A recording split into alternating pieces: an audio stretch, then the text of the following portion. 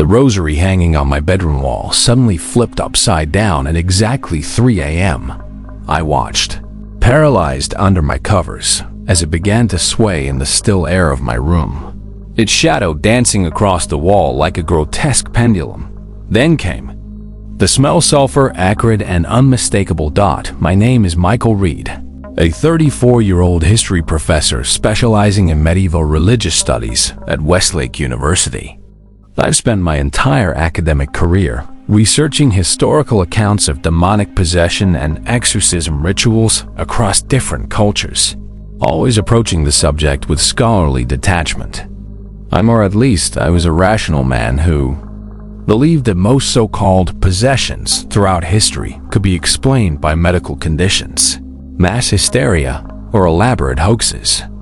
That changed 6 weeks ago when I moved into the Blackwood Estate, an imposing Victorian house on the outskirts of town that I'd purchased for a surprisingly reasonable price.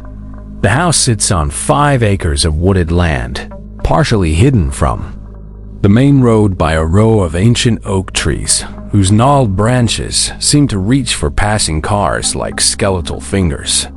The exterior features classic Victorian architecture, steep gabled roofs, ornate trim, and a wraparound porch that creaks even on windless days.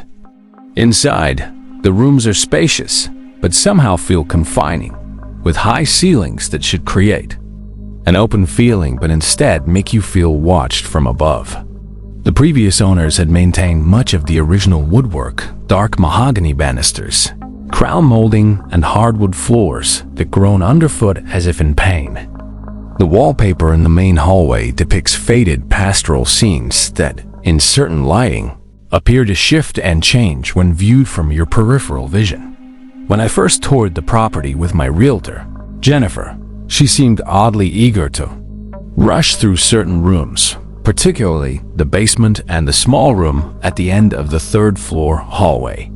When I asked about the house's history, she provided only vague details about it being built in 1887 by a prominent local judge named Augustus Blackwood. She neglected to mention his fascination with the occult or the circumstances of his death, until I'd already signed the papers. Apparently, he'd been found in the basement, surrounded by strange symbols painted in what was later determined to be his own blood. The official cause of death was recorded as heart failure, but rumors of suicide or something more sinister had persisted through generations of local gossip. I moved in on a rainy Tuesday, assisted only by a couple of university students I'd hired to help with the heavier furniture. They seemed uncomfortable in the house, working quickly and refusing my offer to stay for dinner after we'd finished. "This place has bad energy, Professor Reid," one of them muttered as they left. I laughed it off, attributing their unease to the storm that had intensified throughout the afternoon, casting the house in premature darkness that caused the electricity to flicker occasionally. The first few nights were uneventful, filled with the expected creaks and settling noises of an old house. I spent my time arranging my extensive book collection in the library, a magnificent room with floor-to-ceiling shelves and a large bay window overlooking the back garden. My most valuable possessions, rare manuscripts and artifacts related to my research I stored in my study on the 2nd floor.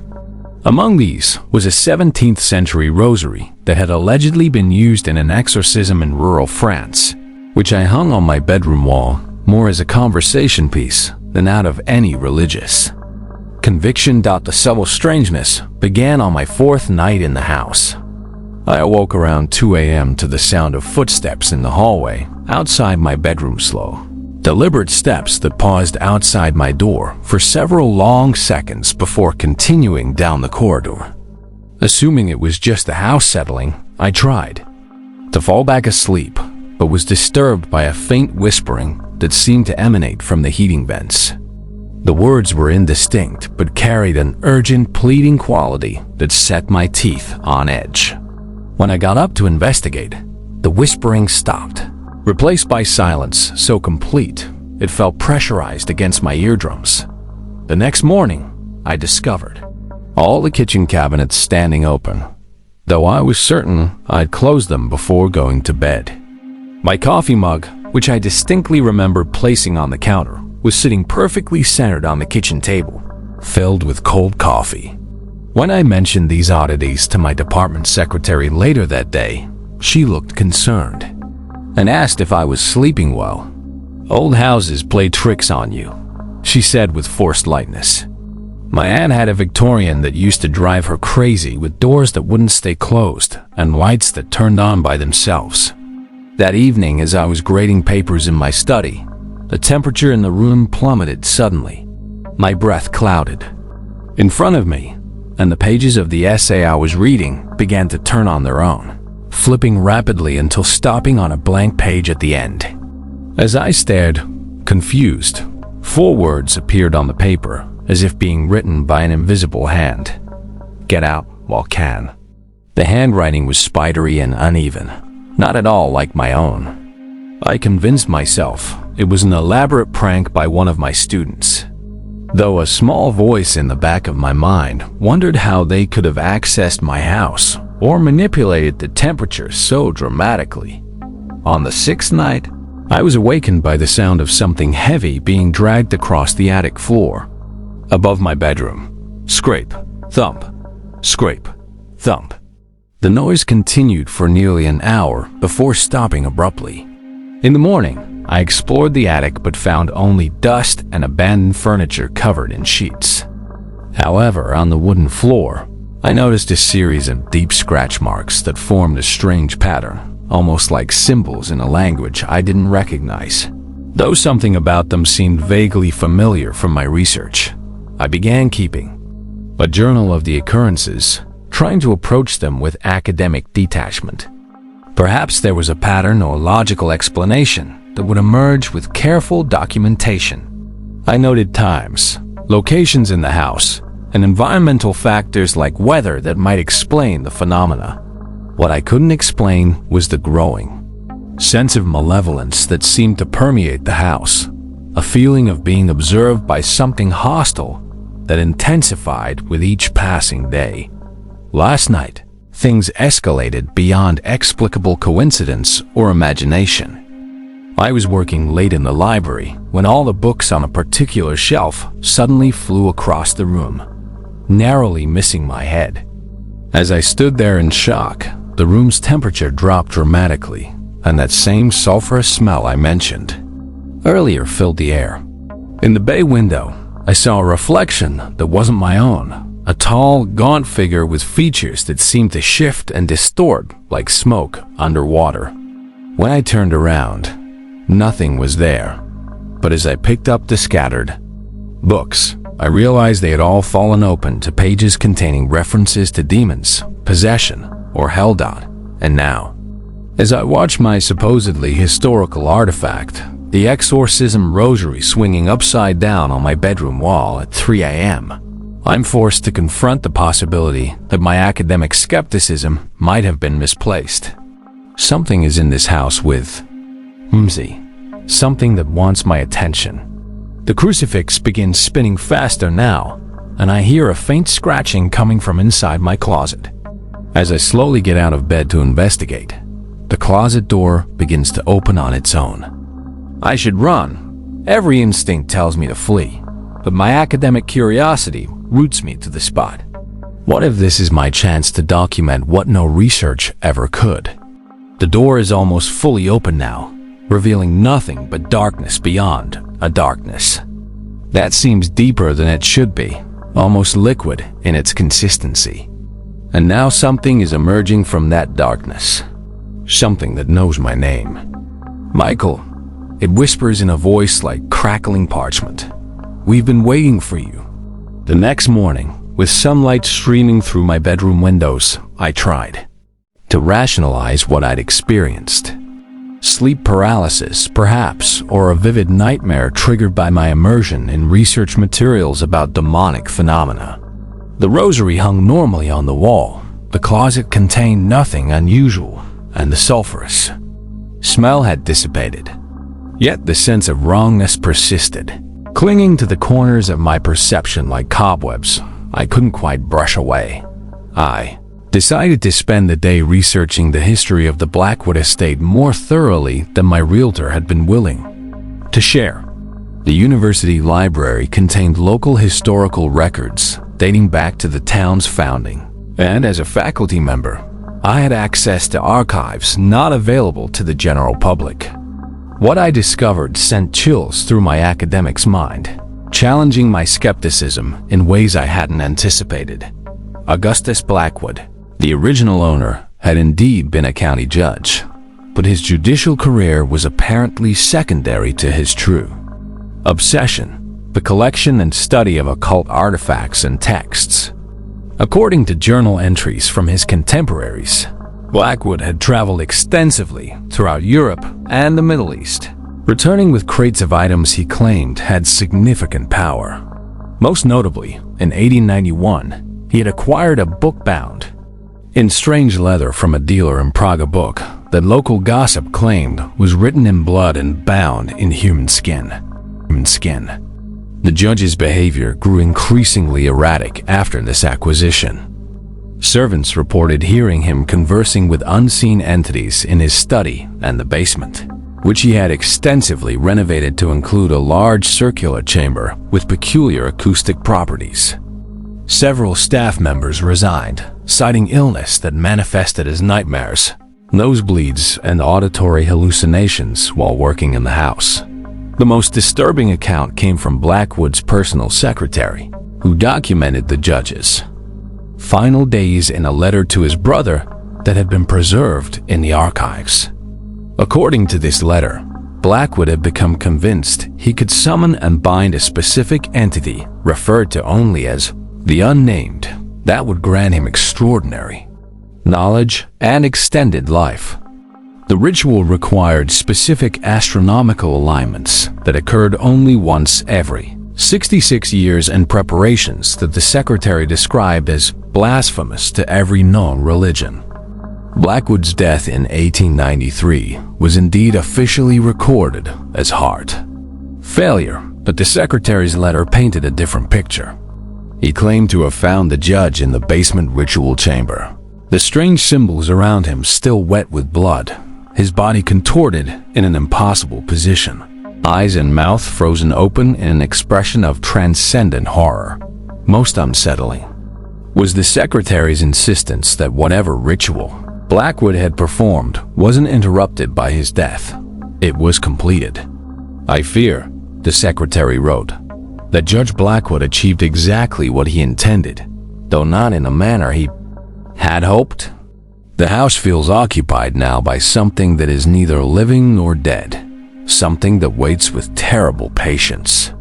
I sat in the library's reading room, surrounded by these historical documents, as the implications sank in. The timing aligned with a disturbing realization if whatever ritual Blackwood had performed operated on 66-year cycles. Then, one such cycle would have completed just weeks before I purchased the house. My rational mind still sought explanations.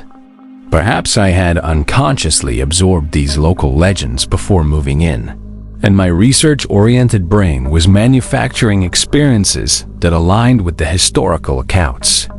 Or maybe the house's reputation had led previous owners to perpetuate ghost stories, embellishing normal occurrences to match the expected narrative.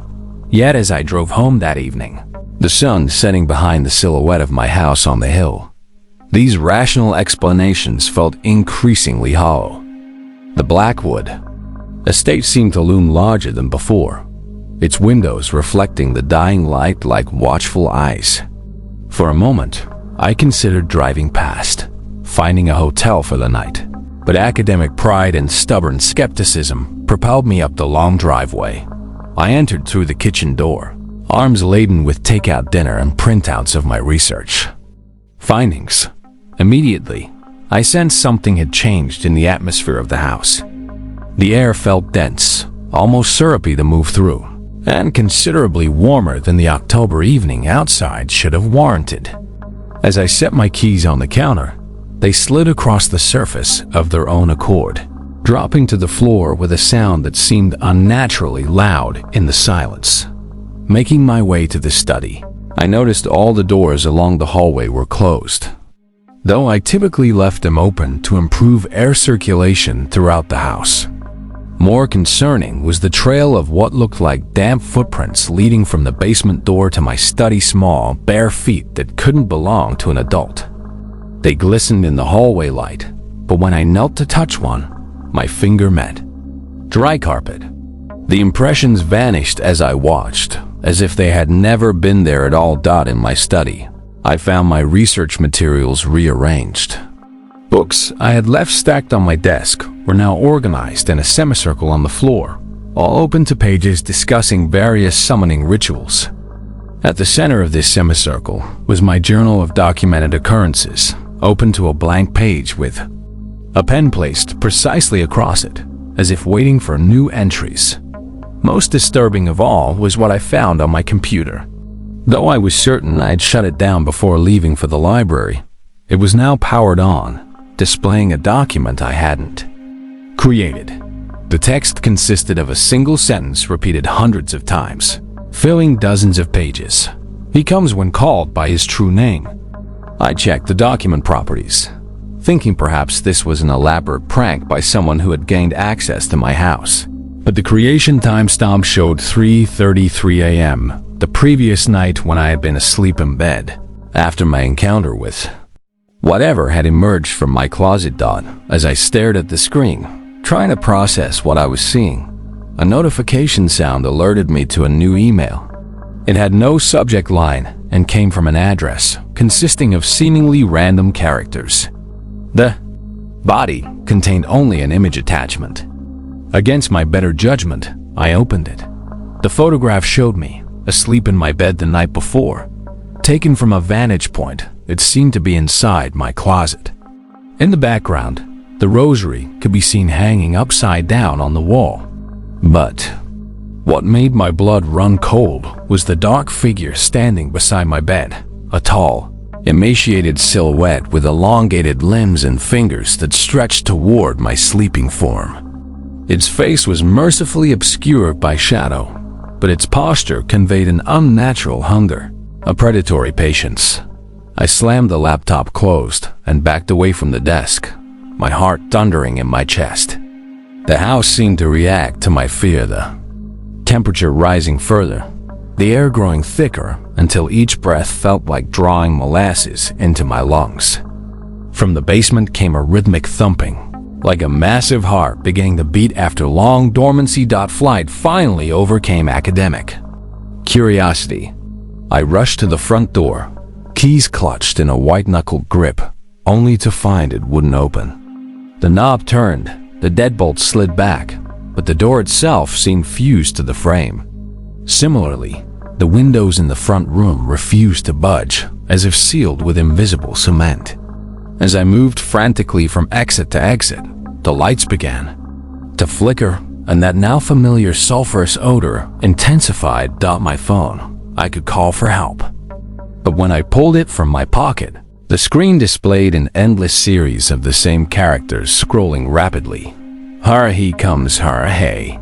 Comes, hurry, he comes. The house phone in the hallway began to ring.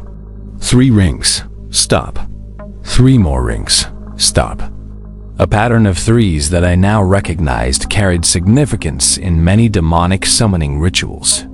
Against every instinct, I found myself moving toward it, hand outstretched to answer, as if compelled by a will not entirely my own. "Don't answer that," came a voice from behind me, a woman's voice, tight with urgency. I whirled to find a young woman standing at the base of the stairs. She appeared to be in her late 20s, dressed in contemporary clothes that contrasted sharply with her old-fashioned hairstyle. Her face was pale but determined, her eyes darting nervously to the still ringing phone. "Who are you?" I demanded. "How did you get in here?" "There's no time to explain everything," she replied. "My name is Eleanor Blackwood. I'm Augustus's great-granddaughter, and I've been trying to warn you since you moved in."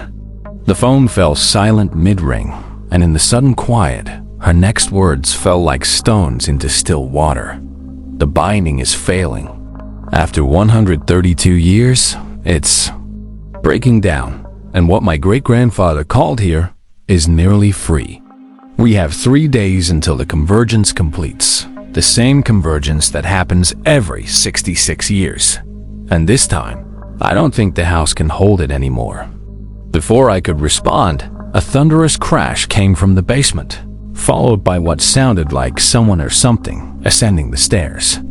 Eleanor grabbed my arm with surprising strength. "We need to get to your study. Now, there are things you need to understand if either of us is going to survive what's coming." As we raced up the stairs, the basement door flew open behind us, releasing a gust of fetid air that extinguished every light in the house, plunging us into darkness, broken only by occasional flashes of lightning from the storm that had materialized. Outside, in those brief illuminations, I caught glimpses of something massive and misshapen making its way up the hallway below, something that moved with a lurching gait on too many limbs that my academic skepticism was crumbling by the second, replaced by a primal fear I hadn't experienced since childhood. Whatever was happening in the Blackwood Estate went beyond psychological suggestion or coincidence. Something ancient and malevolent was awakening, and somehow I had become entangled in its emergence as Eleanor pulled me into the study and barricaded the door behind us. I realized that my years of researching demonic lore were about to be tested in ways I had never imagined. The question was no longer whether I believed in such phenomena, but whether my knowledge would be enough to save us from what prowled the halls of this house, just this house. A Bayou house that now felt less like a residence and more like a cage slowly opening. Eleanor worked quickly and methodically, pushing my heavy oak desk against the door and laying a line of what looked like salt mixed with herbs across the threshold. She moved with the efficiency of someone who had performed these actions many times before, her fear evident but controlled. Once the makeshift barricade was complete, she turned to me, her expression grave in the beam of the flashlight she had pulled from her jacket pocket. "Your research," she said without preamble. "Show me what you found today." Still struggling to process the situation, I retrieved the printouts from where I dropped them during my hasty retreat. Eleanor scanned them quickly, her frown deepening. As she read, "They never get it right," she muttered. "The public records. They sanitize everything, remove the details people need to actually understand what happened." From the hallway came a slow, deliberate scratching at the door, not like claws or nails, but like something hard and pointed being dragged in precise patterns across the wood. The sound made my skin crawl. "What is that?" I whispered. "What's out there?"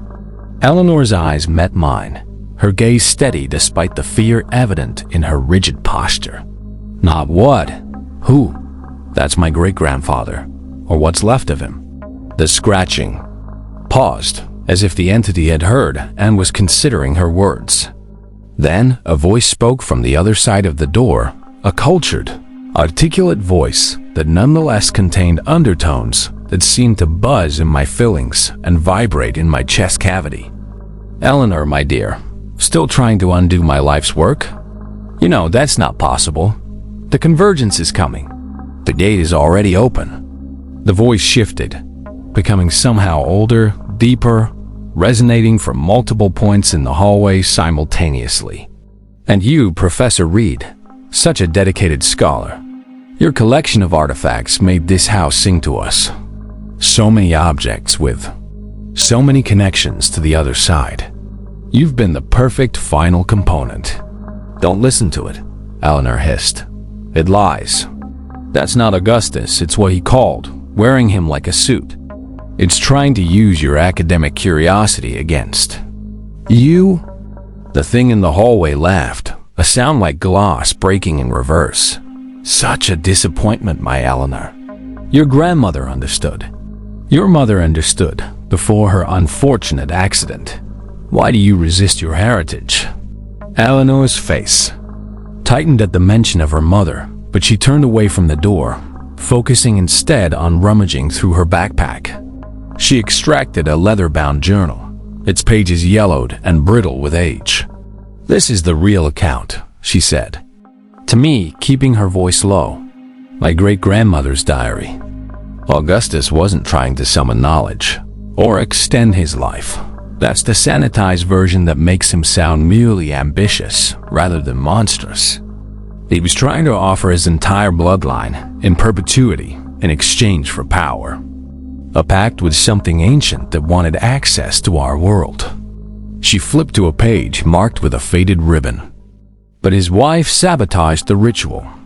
She couldn't stop it entirely. It was too far along, but she modified the binding. Instead of opening a permanent doorway with the Blackwood bloodline as the threshold, she created a containment. The entity could remain, but trapped within the house, able to reach full manifestation only during the convergence that occurs every 66 years. Outside, the storm intensified, lightning striking so close that the windows rattled in their frames. In that brilliant illumination, I saw shadows moving in impossible ways across the walls, elongated, multi-limbed silhouettes that didn't correspond to any objects in the room. My family has been maintaining the binding for generations," Eleanor continued. "Each convergence, a Blackwood must renew the seals. My grandmother did it in 1959. My mother was supposed to do it this cycle, but she died under mysterious circumstances 3 years ago." The bitterness in her voice made it clear she believed there was nothing mysterious about her mother's death. "I've been trying to learn everything, to prepare, but I'm not ready. And now, with you living here, with all your occult objects serving as conduits ...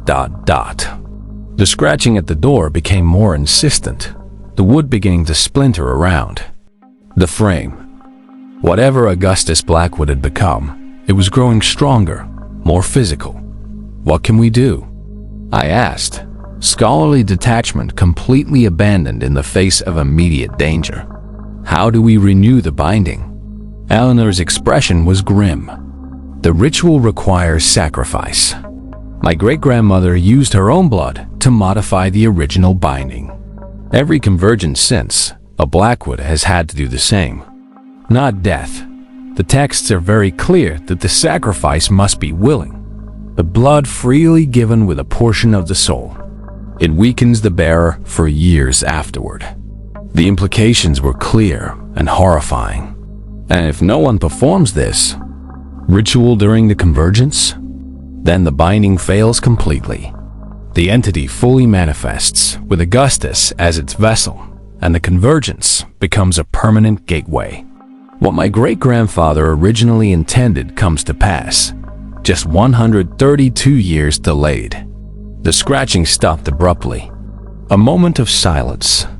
Then a new sound, wet, viscous movement sliding along the floorboards, approaching the study door from multiple directions. The temperature in the room plummeted, frost forming on the inside of the windows, despite the unseasonable warmth that had permeated the house earlier. "It's calling the lesser entities," Eleanor whispered, her face pale in the flashlight's beam. "The ones that slipped through during previous convergences and have been trapped here. They're drawn to the power, servants to the greater presence." As if in confirmation, voices began to filter through the walls, whispers in dozens of languages, some ancient and forgotten, all carrying the same desperate hunger. The flashlight flickered, dimming as if something was draining its power. "We need to get to the basement," Eleanor said, gathering her journal and several small pouches from her backpack. "The ritual chamber is there, hidden behind a false wall in the wine cellar. It's where the binding is centered." "The basement?" I echoed incredulously. "That's where it came from. It's probably waiting for us down there." She shook her head. "No, right now, its focus is on breaking through to us, on stopping me before I can reach the chamber. It knows what I'm trying to do." She fixed me with an intense stare. "I need your help, Professor. I can't do this alone, and we're running out of time. The storm is accelerating the convergence. It's happening faster than it should. As if punctuating her words, a massive thunderclap shook the house to its foundations. In the momentary silence that followed, the entity that had been Augustus Blackwood spoke again, its voice now coming from within the room itself, though nothing was visibly present. "The scholar will help you, Eleanor? A man who collects demonic artifacts for academic prestige? Who hangs instruments of exorcism as conversation pieces?" The disembodied voice seemed to circle us, moving from corner to corner. "Tell him what the ritual truly requires. Tell him about the price your mother refused to pay." Eleanor's jaw tightened, but she didn't respond to the provocation. Instead, she reached into her backpack and extracted what looked like small bundles of herbs bound with twine. "Defensive measures," she explained, handing me several. "Not powerful enough to stop what's coming, but they might slow it down. When I give the signal, we're going to make a run for the basement. Stay close to me, and whatever you do, don't stop, no matter what you see or hear." The entity laughed again, the sound rippling through the room like heat distortion. "Yes, run too. The chamber will be waiting." The temperature dropped further, my breath fogging in front of my face.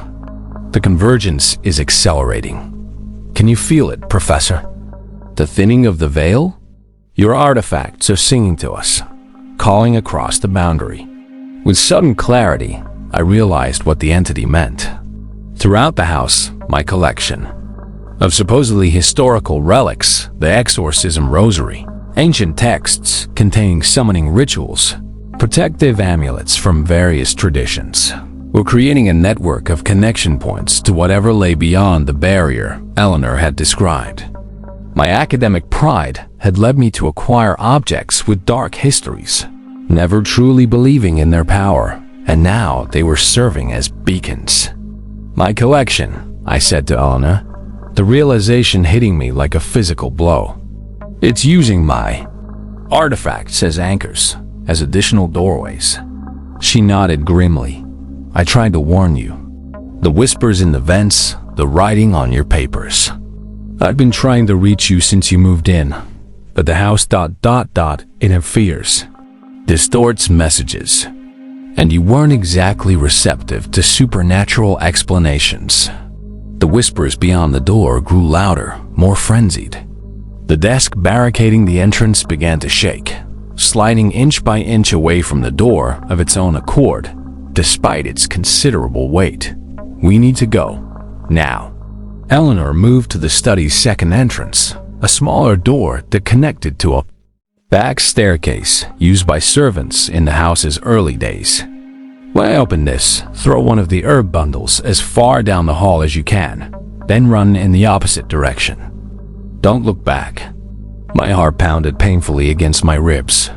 Scholarly skepticism completely abandoned in the face of undeniable phenomena. I clutched the herb bundles, nodding my readiness though terror threatened to root me to the spot. Eleanor counted down with her fingers. 3, 2, 1. She flung the door open and I threw a bundle as instructed. It burst into blue flame upon hitting the floor, illuminating a nightmarish scene. The hallway crawled with shadowy figures, some vaguely human, others more bestial or insectoid, all turning toward the unexpected light with movements that defied natural physics. At their center stood what had once been Augustus Blackwood, a tall figure in period clothing whose body seemed partially translucent, revealing a writhing darkness within that occasionally pushed against his skin as if testing its boundaries. "Run!" Eleanor shouted, shoving me toward the main staircase. We fled, pursued by sounds that belonged in no earthly ecosystem, chittering, slithering, and a deep resonant humming that vibrated the floorboards beneath our feet. Behind us, the blue flame sputtered and died, plunging the hallway back into darkness, broken only by lightning flashes through the windows. As we reached the main staircase, the largest mirror in the hallway exploded outward, sending glass shrapnel flying in every direction. Through the empty frame emerged something that resembled a human child in outline only, its proportions wrong, its movement a jerky stop-motion effect that hurt my eyes to track. Eleanor didn't hesitate. She threw another herb bundle directly at the entity, which shrieked and recoiled as the bundle burst into the same blue flame. We used a momentary distraction to descend the stairs, taking them 2 and 3 at a time in our haste. The first floor was in chaos. Furniture had been upended, wallpaper hung in shredded strips, and all the doors leading outside were obscured by what looked like pulsating black mold that grew even as we watched. More disturbing were the shadows that moved independently of any light source, sliding along walls and ceiling to converge at the basement door. "They're drawn to the power," Eleanor gasped as we ran. "The convergence point, it's like gravity for them." We had nearly reached the basement door when Augustus appeared directly in our path, materializing from the swirling shadows. He was more solid now, more present, his aristocratic features twisted in a smile that stretched too wide for his face. "Eleanor," he said, spreading his arms as if greeting a beloved relative, "the last of my bloodline. How fitting that you should be the one to complete what I began." His gaze shifted to me, eyes black from edge to edge. "And Professor Reid, the perfect vessel, a mind already half in love with the mysteries of the beyond." Eleanor reached into her pocket and flung a handful of some crystalline substance at the apparition.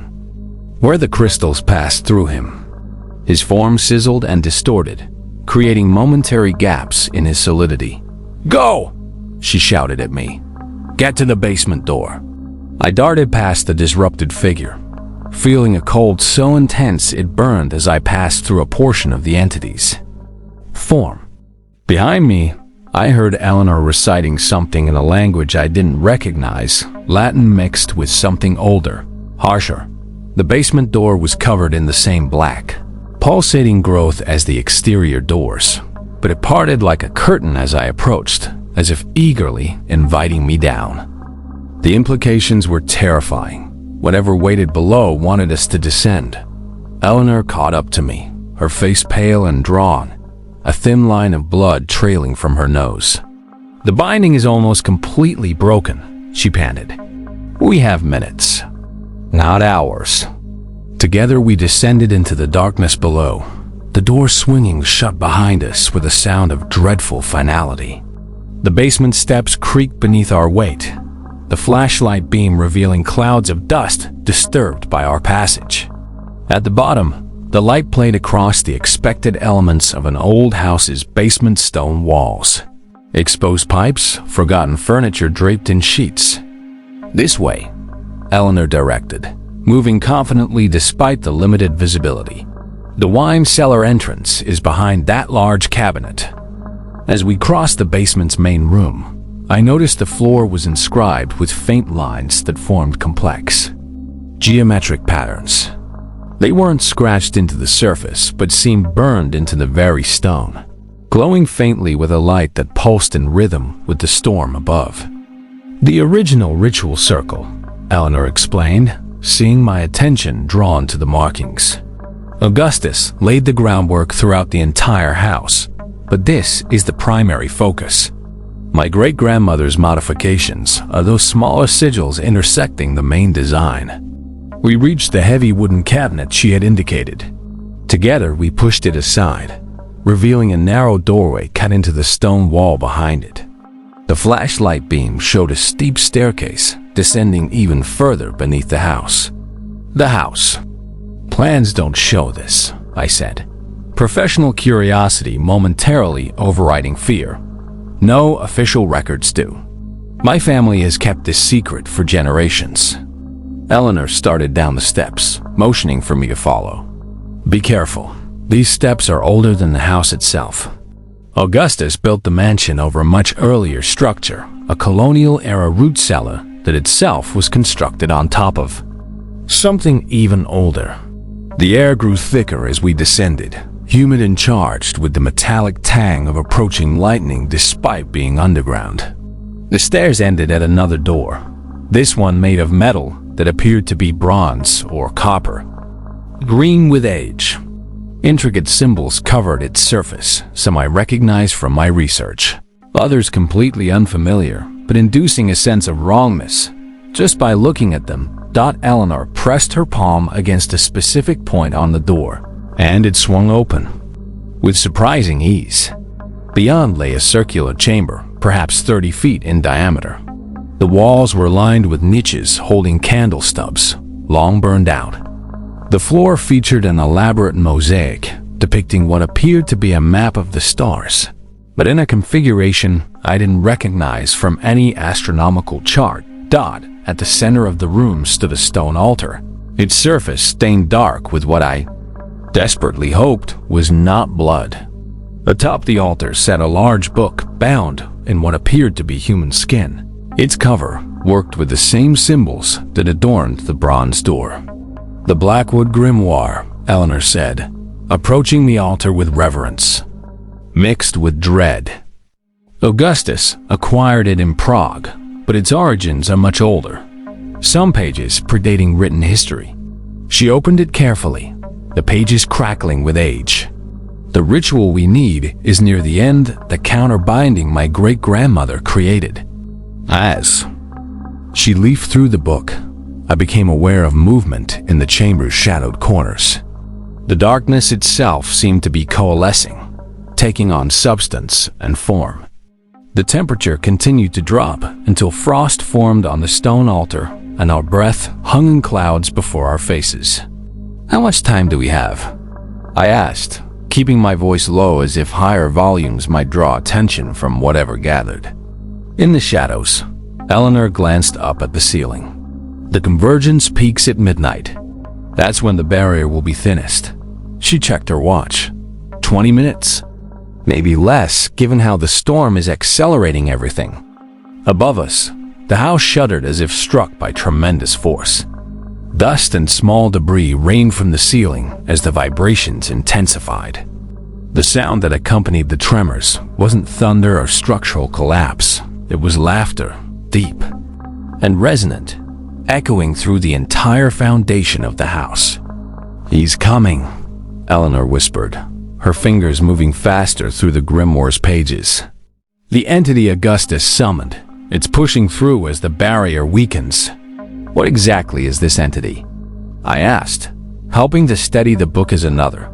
Tremor shook the chamber. "All your family records must have some description, some name." Eleanor's eyes met mine, fear evident despite her determination. "Names have power, Professor. That's fundamental in occult practices. My great-grandmother's journals say that Augustus found 7 possible names for what he was summoning. He used all of them in his ritual, believing that using multiple names would give him greater control." Her voice lowered. "Instead, he called something that contained aspects of 7 distinct entities, or perhaps something that had fragmented itself across 7 different identities throughout human history. Whatever it is, it's ancient and complex, and it wants access to our world." She found the page she'd been searching for and turned the book so I could see it. The text was written in multiple languages, Latin, interspersed with what looked like Hebrew, Greek, and several scripts I couldn't identify. Diagrams filled the margins, depicting astronomical alignments and human anatomy in disturbing combinations. "The counter-ritual requires 2 participants," Eleanor explained, voice steady. "Despite the chaos manifesting around us, my great-grandmother designed it that way intentionally as a safeguard. One must be of Blackwood blood. The other must be voluntarily willing to help despite having no blood obligation. The participant roles are complementary. The Blackwood provides the connection to the original binding, while the volunteer provides the objective intention to contain rather than release." Another tremor, stronger than before, nearly knocked us from our feet. From the stairs we had descended came sounds of splintering wood, the cabinet blocking the hidden entrance being thrown aside. "They're coming," I said unnecessarily, heart hammering against my ribs. "What do we need to do?" Eleanor's expression was grim as she removed a slender ceremonial dagger from her backpack. The ritual requires blood freely given, focused intent, and precise timing. We need to reactivate the containment sigils. She gestured to markings carved into the stone floor that formed a 7-pointed star around the altar at the exact moment of convergence. Each sigil must be anointed with mixed blood while we recite the binding incantation. The concept of blood rituals violently clashed with my academic sensibilities, yet I found myself nodding. The rational part of my mind, the professor who had built a career on skeptical analysis, had been silenced by the undeniable evidence of my senses. Whatever was happening in the Blackwood Estate went beyond psychological explanations or elaborate hoaxes. "I'll do it," I said, surprising myself with my resolve. "Tell me what I need to say."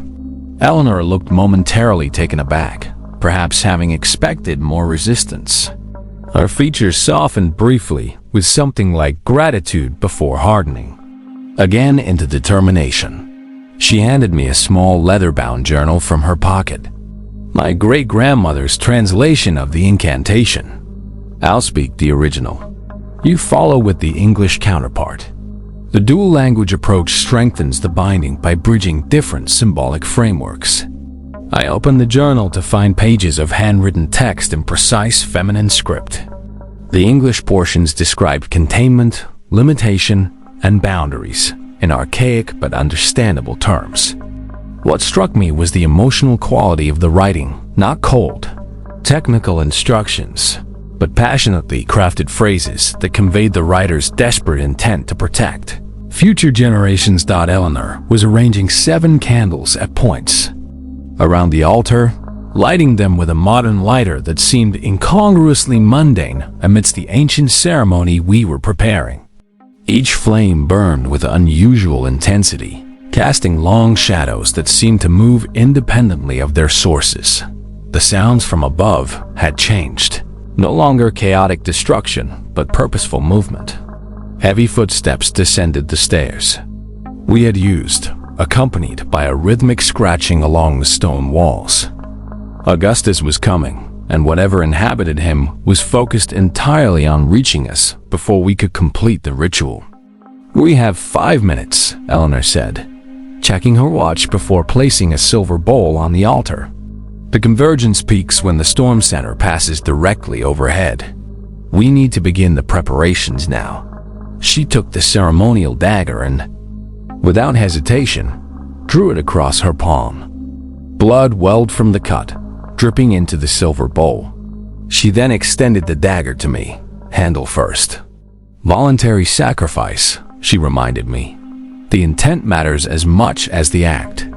I took the dagger, its weight surprising me heavier than its size suggested, with a coldness that seeped into my fingers like frost. Steeling myself, I mimicked Eleanor's action, drawing the blade across my palm with a swift motion that stung sharply before the pain blossomed into burning intensity. I held my bleeding hand over the bowl, watching as my blood mingled with hers. "With this willing sacrifice, we begin the binding," Eleanor intoned, her voice taking on a resonant quality that seemed to fill the chamber despite its soft volume. She dipped her fingers into the mixed blood and began tracing symbols on the altar's surface, complex intersecting lines that appeared to shift and move even after she had drawn them. The bronze door at the top of the chamber's steps crashed open, with a sound like a gong being struck. Silhouetted against the darkness beyond stood Augustus Blackwood, but he had changed drastically from the apparition we had seen upstairs. His form had grown, towering to nearly 8 feet tall, his proportions elongated and wrong. Within his semi-transparent chest cavity, something writhed and pulsed, pushing occasionally against the boundaries of his spectral flesh as if testing its confinement. "Eleanor," he spoke, but the voice was layered now Augustus's cultured tones, overlaid with deeper, guttural sounds and higher, keening wails. "The convergence is upon us. The way is opening. Do not squander your birthright as your mother did." Eleanor didn't respond, continuing to draw the blood symbols with focused intensity.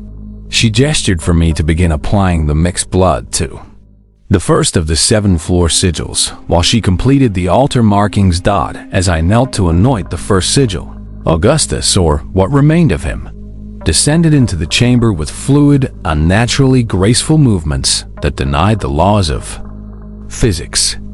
Around him swirled smaller entities, some vaguely humanoid, others more akin to animals or insects, all sharing a semi-transparent quality that marked them as not fully materialized in our reality. "The scholar thinks himself heroic," Augustus said, his attention shifting to me.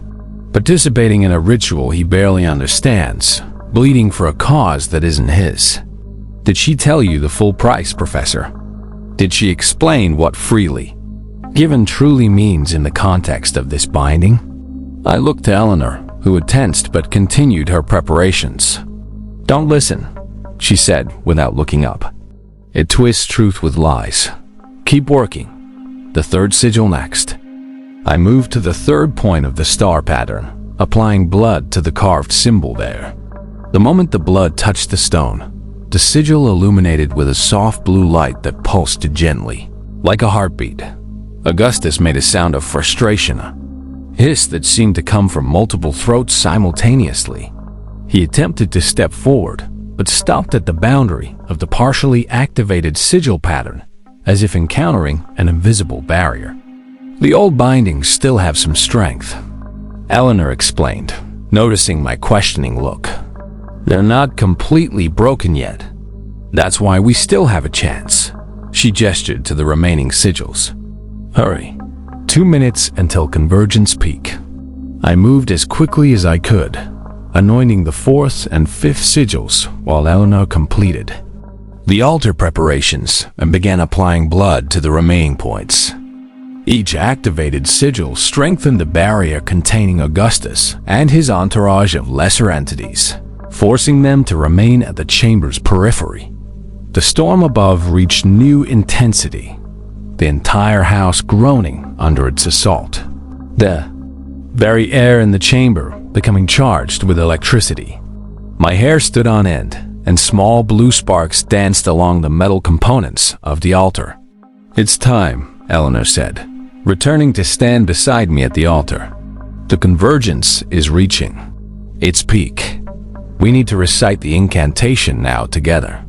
She began speaking in the original language of the textones that seemed to bend and twist in my ears, challenging my comprehension, even as they resonated with something primordial in my consciousness.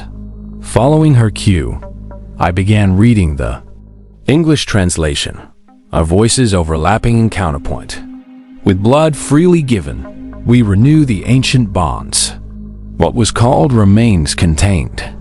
What was opened remains sealed. By the 7 names unspoken, by the 7 sigils awakened, by the 7 stars aligned, we command this boundary to hold." As we spoke, the blood symbols on the altar began to glow with the same blue light as the floor sigils, lines of energy connecting them in a complex, 3-dimensional web that surrounded Augustus and his accompanying entities. Their forms seemed to waver and distort, caught between manifestation and dissipation. Augustus let out a howl of rage and desperation, his voice fracturing into multiple tones that abraded the ear. "No, the way is opening. The convergence is now." He thrust his elongated arms forward, pushing against the barrier of light with tremendous force. For a terrible moment, I thought he would break through. The barrier bulged inward like a soap bubble stressed to its limit, the blue light flickering as if about to fail. Eleanor's voice faltered briefly before she redoubled her efforts, speaking the ancient words with fierce determination. Then Augustus changed tactics. His form rippled and shifted, becoming less solid, more smoke-like.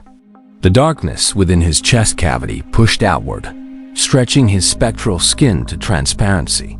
What emerged was a face, not human, not animal, something that existed in the negative spaces between defined categories. Its eyes opened, 7 of them, arranged in no pattern I could comprehend and focused directly on me.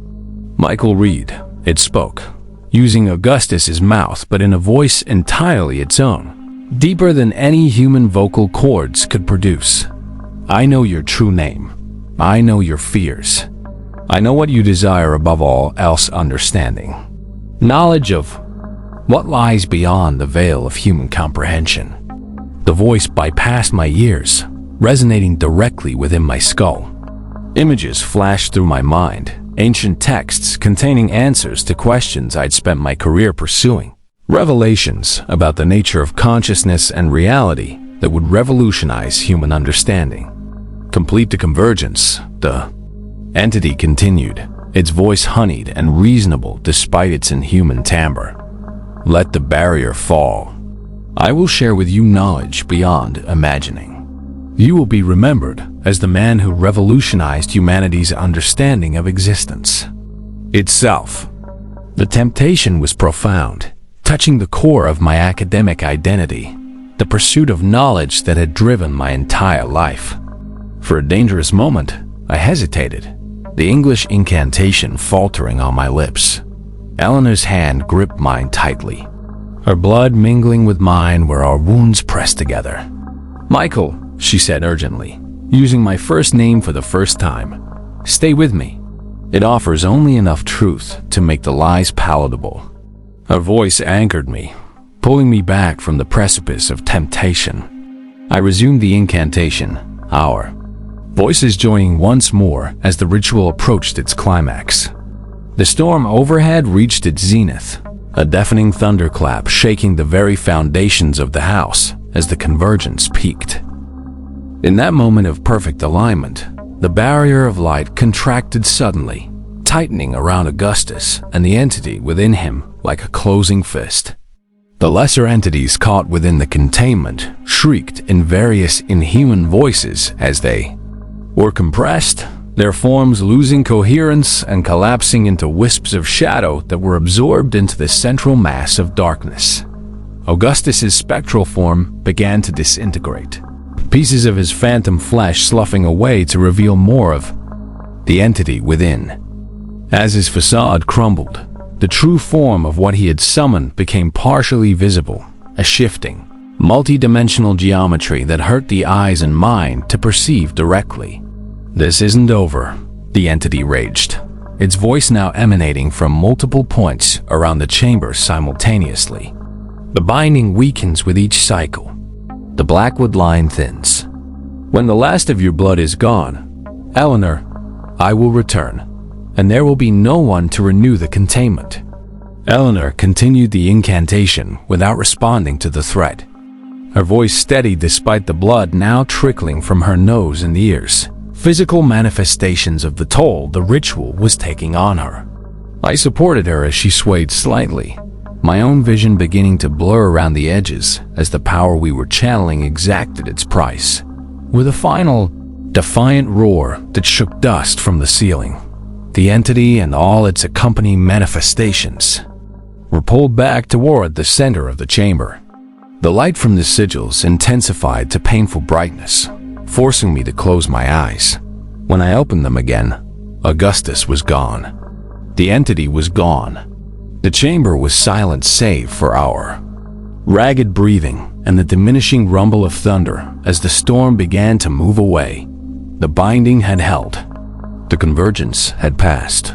Eleanor collapsed against me, exhaustion evident in every line of her body.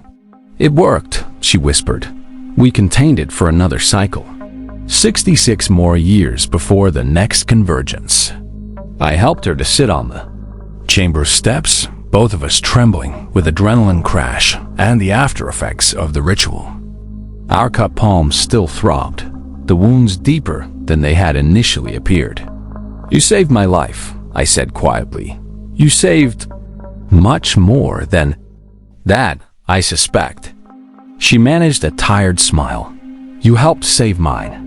The ritual wouldn't have worked without a willing participant. My mother tried to do it alone last cycle. That's why she failed. Why she died. As the adrenaline faded, questions began flooding. The academic in me reasserting itself now that immediate danger had passed. What happens now? To the house? To you? To whatever is contained here? Eleanor glanced around the chamber, her expression somber. The binding holds it in a state of suspended manifestation, not fully present in our reality, but not banished either. It exists in the spaces between, able to affect our world only in small ways between convergences, moving objects, creating cold spots, influencing dreams. She looked up toward the ceiling. The house itself is part of the binding. It was designed that way, built on this spot, specifically to serve as both prison and anchor. And the Blackwood family? Your role in all this? Her smile turned bitter. We're caretakers of a prison we can never abandon. Each generation must produce, at least, one descendant willing to maintain the binding when the convergence comes. She tapped the grimoire, which now lay closed on the altar, its binding seeming to absorb the ambient light rather than reflect it. The ritual taxes the Blackwood participant physically and mentally. Is why I've been watching you since you moved in, trying to determine if you might be willing to help when the time came. I couldn't approach directly. The house interferes with direct communication about the binding. I considered this, thinking about the strange phenomena I had experienced since moving in, the whispers, the moved objects, the writing on my computer. Those were your attempts to communicate? To warn me? She nodded. Some of them. The house distorts messages, and the entity has limited influence even between convergences. It can't directly harm anyone protected by the binding, which includes anyone of Blackwood blood and, now, you, but it can manipulate, frighten, create illusions. So, what I've been experiencing was partly you trying to warn me, and partly the entity trying to prepare me as a vessel? The academic in me was cataloging, analyzing, trying to impose order on the chaotic experiences of the past weeks. Essentially, yes.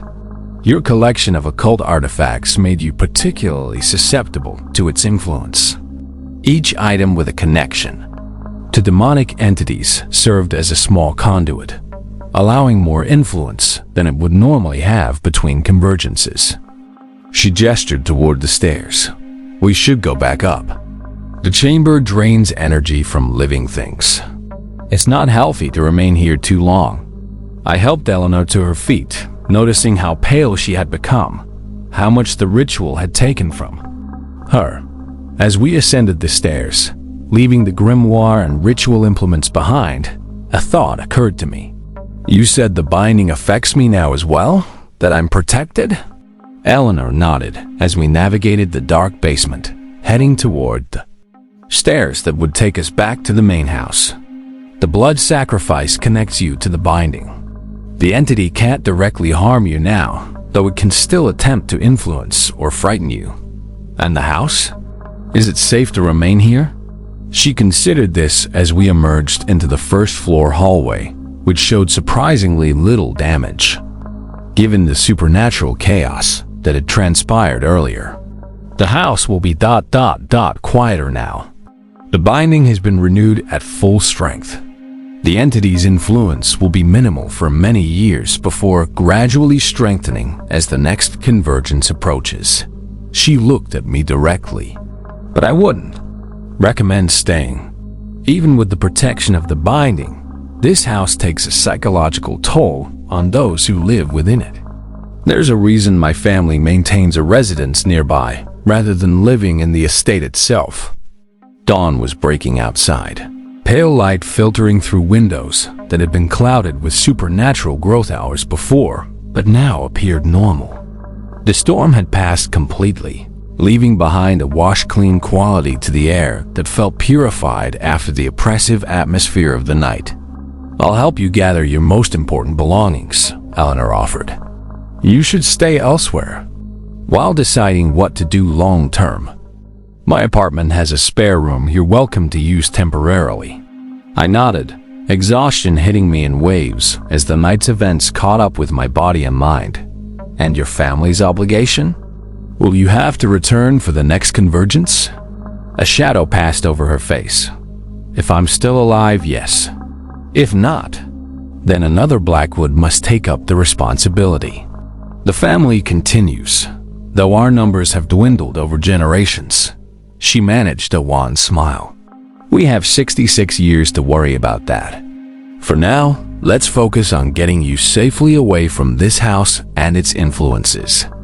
As we gathered essential items from my study, deliberately leaving behind the occult artifacts that had served as conduits, I considered the profound shift in my understanding of reality that had occurred in a single night. My academic career had been built on skeptical analysis of historical accounts of demonic phenomena, always assuming rational explanations existed behind the supernatural claims. Now I had participated in a ritual binding of an entity that defied rational categorization, had bled willingly to strengthen magical sigils, had seen with my own eyes manifestations that no current scientific paradigm could explain.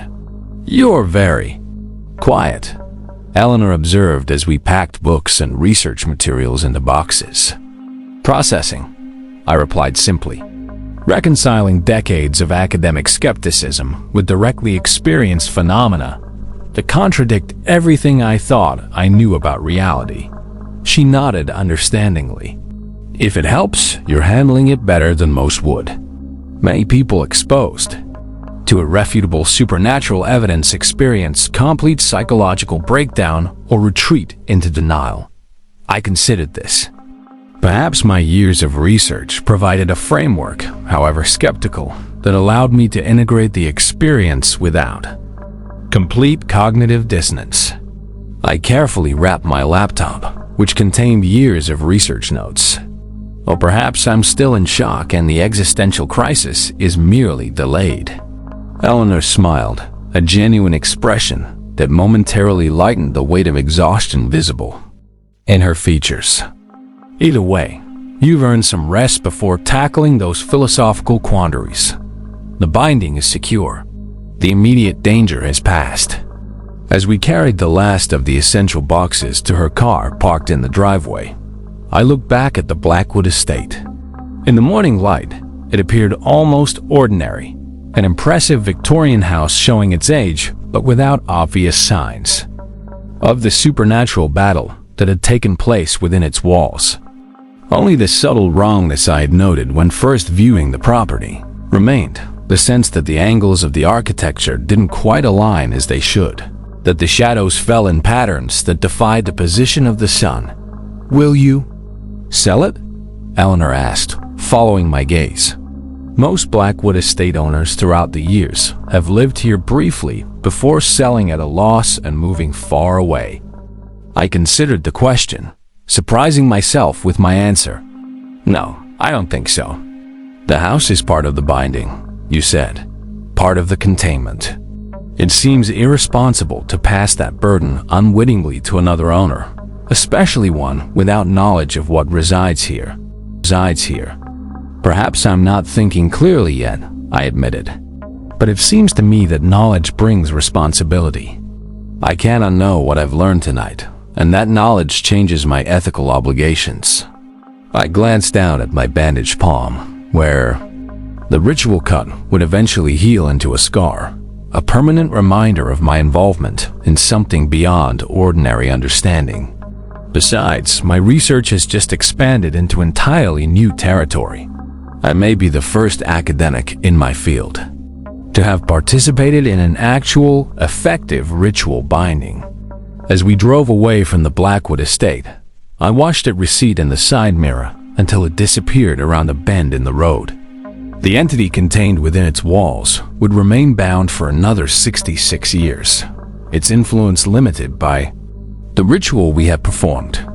But I couldn't shake the entity's final warning that the Blackwood line was thinning, that eventually there might be no one left to renew the binding when the convergence came again. What would happen then? What responsibility did I now bear? having knowledge of this supernatural prison and the ancient evil it contained? These questions would require careful consideration in the days and weeks to come. For now, exhaustion claimed precedence over academic curiosity, my body and mind demanding rest after the ordeal they had endured. As I drifted toward sleep in the passenger seat of Eleanor's car, one thought surfaced from the approaching tide of unconsciousness. My collection of supposedly historical objects I had acquired for their academic value rather than any belief in their supernatural properties had never been merely historical. They had been active, potent connections to forces beyond ordinary human understanding, which raised the unsettling question: how many other supposedly debunked relics in museums and private collections worldwide were similarly active, waiting only for the right conditions to manifest their true nature? The implications were both terrifying and exhilarating. As sleep finally claimed me, I realized that while one chapter of supernatural encounter had concluded, another potentially spanning the rest of my professional and personal life had just begun. 3 months have passed since the night of the convergence at the Blackwood Estate. I've established a new residence in a modest apartment near the university, resuming my teaching duties while carefully reconsidering the direction of my research. The supernatural encounter has altered my fundamental understanding of reality, yet I found it challenging to integrate this new knowledge into my academic work without risking my professional reputation. Eleanor and I maintain regular contact. Our shared experience created a bond that transcends ordinary friendship. We are now linked by blood and ritual, by knowledge most humans never acquire. She's been instrumental in helping me understand the implications of our involvement with the binding, patiently answering questions as I gradually process what transpired. The Blackwood Estate remains in my ownership, though I cannot bring myself to live there again. Following Eleanor's advice, I've hired a caretaker who maintains the grounds and exterior but doesn't stay overnight. The house stands empty, serving its purpose as a supernatural prison. Occasionally, I visit during daylight hours, never staying past sunset, to check that everything remains secure. During these visits, the house is quiet, the malevolent presence contained within seemingly dormant after the renewal of the binding. My collection of occult artifacts has been carefully dispersed, some donated anonymously to universities with established esoteric research departments, others secured in specialized storage facilities Eleanor helped me identify. The exorcism rosary that had hung in my bedroom was ceremonially cleansed by a priest Eleanor knew before being returned to a church in France from which it had originally been taken centuries ago. I've established a small foundation, ostensibly dedicated to historical preservation of the Blackwood Estate, but actually created to ensure the binding ritual will be performed again in 66 years, even if Eleanor's bloodline should end. The Foundation's sealed documents contain carefully coded instructions that will become accessible only as the next convergence approaches. It's an imperfect solution, but the best safeguard we could devise against the potential failure Eleanor's ancestor had warned about. My academic work has taken a subtle but significant turn. While I still present myself publicly as a skeptical historian of religious phenomena, my research now includes careful documentation of the ritual we performed, disguised as historical analysis of similar accounts. Perhaps someday this work will reach someone who needs it, another academic who encounters the unexplainable and requires a framework to understand their experience. Dreams of the entity still come occasionally, visions of its partially glimpsed form and promises of forbidden knowledge that echo in my mind upon waking. Eleanor assures me this is normal, a side effect of my connection to the binding. The dreams have grown less frequent and vivid with time, but I suspect they will never entirely disappear. They serve as reminders of what waits within the Blackwood Estate, patient beyond human comprehension, existing in a timescale that makes our brief lives seem momentary in comparison. Sometimes, in unguarded moments, I find myself questioning whether I made the right choice that night. The knowledge the entity offered, answers to questions that have driven my academic career, remains tantalizing despite the obvious danger.